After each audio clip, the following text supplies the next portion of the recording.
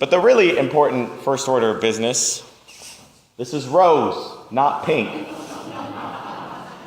It's rose, not pink, because Jesus didn't pink from the dead, he rose from the dead.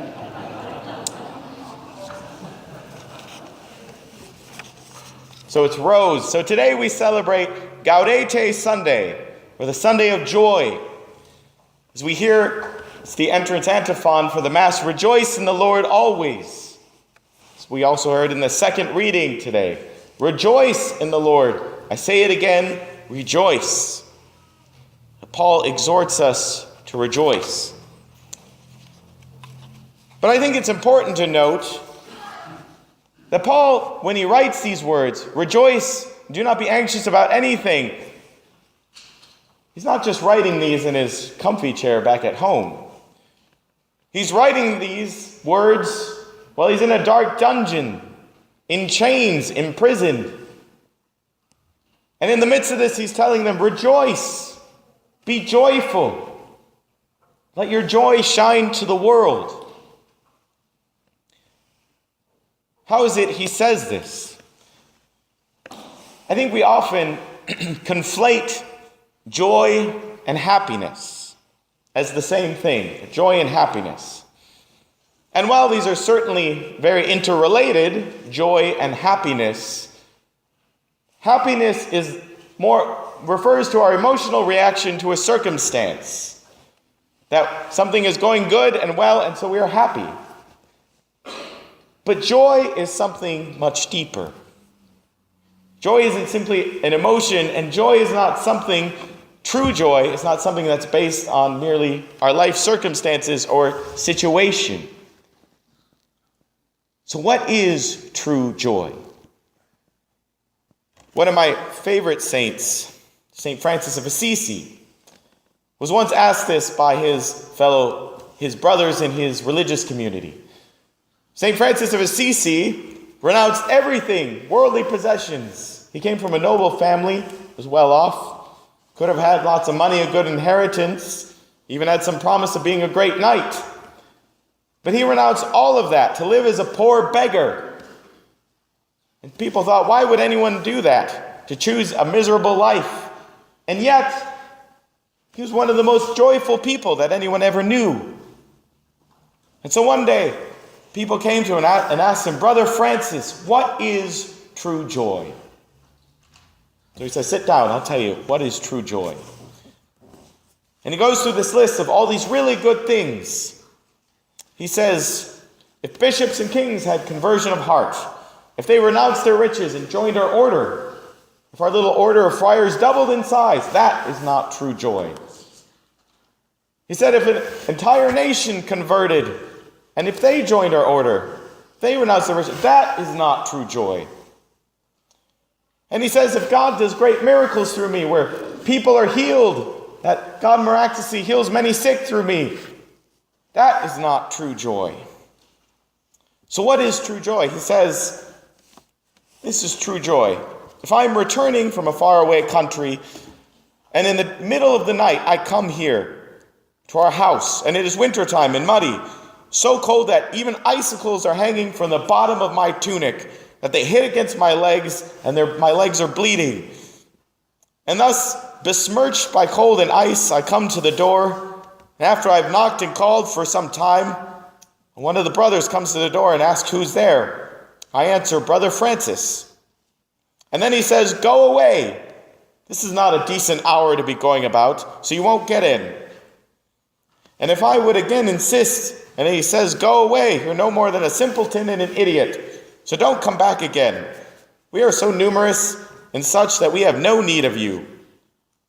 And if I stand at the door and say, for the love of God, take me in, and he would respond, I will not, go somewhere else to find a home. I tell you, Brother Francis says, if I would put up with all this and not be upset, and this is true joy and real virtue of the salvation of one's soul. There's a lot of people who thought St. Francis was crazy. But what he's driving at to his brothers, those who chose to follow in his way, The point is driving home is joy is not of this world. That joy is not based on our life circumstances. That joy comes from something deeper. That this is something he wanted to communicate with his whole life, everything he was. That's why he lived as a poor beggar, to show that there is nothing in this world that will satisfy the depths of our hearts. That our joy comes from something beyond this world. That our joy comes from the Lord himself, from trusting in him, from having hope in him. That joy comes from hope. On this Gaudete Sunday, we look at joy as the radiance of hope, of believing and living out of something deeper. Because joy is not based on what we experience in life. And that's why Paul talks about rejoicing in suffering even. Not because we rejoice that we're suffering, but to be able to have joy even in the midst of and in the face of suffering. I want to share with you another story of a young girl she was a young teenager in the 80s, Chiara Luce Badano. And she lived in Italy. And she was a pretty average and normal high schooler all around. She had successes and failures like any other high schooler. But when she was 15 years old, she was diagnosed with osteogenic sarcoma, a form of bone cancer, but one of the most serious and painful forms of bone cancer. And so, of course, many people saw this as terrible and tragic. Why would God do this to anyone, to such a wonderful, beautiful young woman who has her whole life ahead of her? But that's not how Chiara saw it. That Chiara talked about that she wanted to give everything over to the Lord, that even her pain and her suffering and the sickness, that she wanted to give this to Christ, that he could use this for his glory, for his good, to shine his light in the world. And she did. Rather than just saying she was too young, that she shouldn't have this illness now, she said, the Lord sent me this illness at just the right moment.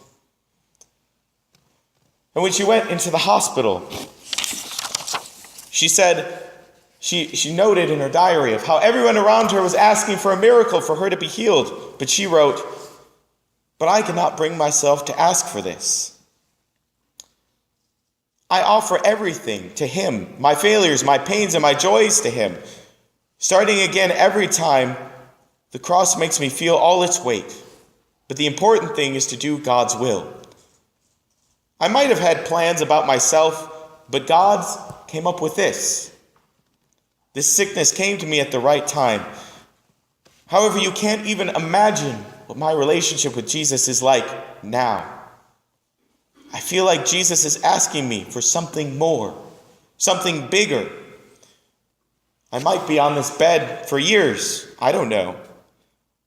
But I'm only interested in doing God's will and doing that well right here, right now, in the present moment. Before I had this sickness, I still didn't understand. I was too much absorbed in insignificant things, frivolous and transient things. But another world was waiting for me. All I had to do was to surrender myself to it. But now I feel like I'm wrapped into a wonderful design, and it's slowly unfolding itself to me." She went on to write that, "I suffered a lot, but my soul was singing. I have nothing left, but I still have my heart, and with that I can always love." And so as her family and friends would come to visit her as she was suffering through this painful and agonizing cancer, they would come to comfort her, but they were blown away by this joy that she radiated. That during her sickness, her kindness and unselfishness radiated. That even though she was sick, she decided to use her opportunity to comfort those around her. That she would go and visit other patients. That she would encourage them. That she even befriended this other young girl who was in there because she struggled with drug addictions and depression. And she walked with her every day, encouraging her. One of Chiara's friends wrote, At first we thought we would go to visit Kiara to keep her spirits up, to encourage her. However, we soon realized that in fact, we were the ones who needed her. That her life was like a magnet drawing us towards her. And one of the doctors who was caring for her wrote that through her smile and through her eyes full of light, she showed us that death doesn't exist, only life exists. And only a few years after being diagnosed, she died of cancer. But people would come forward and share their stories of how she, even up till the end of her life, she radiated joy in her suffering. And shortly after her death, they opened her cause for canonization. And she's already had one miracle associated with her, that she is now beatified. Blessed Chiara Luce Badano, who died at 17 years old, is already on her way to sainthood, being a shining light, radiating joy. That joy comes from a place much deeper than anything we experience in this world. But it is born of hope, of the living God, of what God can do with our pain, with our suffering, with everything we give over to Him. If we give it over to Him, that He can work and unfold a beautiful design and mystery. That our joy comes from the God who dwells with us and who we look to with hope. Emmanuel, God with us.